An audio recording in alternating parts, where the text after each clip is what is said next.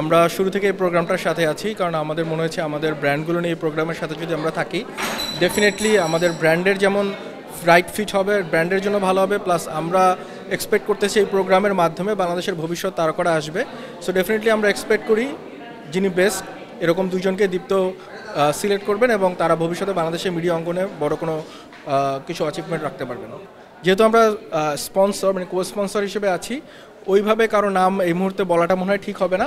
তারপরে আমরা এক্সপেক্ট করব বিজ্ঞ বিচারকরা যিনি বেস্ট হবেন তাকেই সিলেক্ট করবেন। সো আমি কারো নাম এই মুহূর্তে বলতে যাচ্ছি না। আমার মনে হয় এখানে বোধ ছেলে মেয়ে দু জায়গা থেকেই একজন করে সিলেক্ট করা হলে বেটার হবে। যদি সেটা হয় তাহলে হয়তো বা সেটা বাংলাদেশের মিডিয়া ইন্ডাস্ট্রির জন্য বেটার হবে। এবং তারা অবশ্যই যেই 6 জন আছে, আমি 6 জনের পারফরমেন্সই ফলো করেছি, তারা সবাই বেস্ট, সবাই যোগ্য।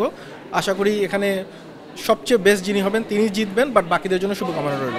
আমি প্রত্যেকটা প্রোগ্রামই ফলো করেছি, not as a brand manager of my organisation or my brand, as a audience হিসেবে আমি প্রোগ্রামগুলো দেখেছি।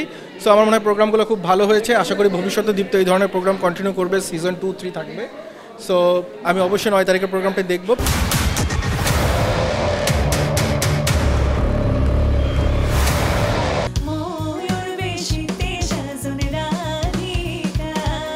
দীপ্তর এই প্ল্যাটফর্মের মাধ্যমে সবাইকে ইনভাইট করছি, রাত 10টার সময় আপনারা সবাই দীপ্ত চ্যানেলে দীপ্ত স্টার হান্টার গ্র্যান্ড ফিনালে দেখবেন। আশা করি সবাই এই প্রোগ্রামটা উপভোগ করবেন।